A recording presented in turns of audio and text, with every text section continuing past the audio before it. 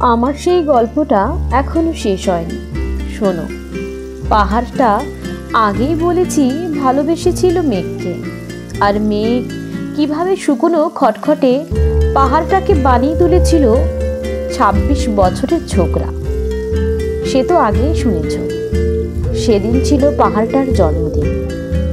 পাহাড় মেঘকে বললে, আজ তুমি লাল শাড়ি পরে আসবে। মেঘ পাহাড়কে বললে, আজ তোমাকে স্নান করিয়ে দেব চন্দন জলে।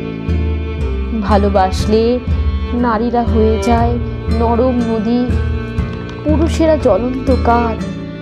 সেভাবেই মেঘ ছিল পাহাড়ের আলিঙ্গনের আগুনে, পাহাড় ছিল মেঘের ঢেউ জলে। হঠাৎ আকাশ জুড়ে বেজে উঠল ঝড়ের জগঝম্প।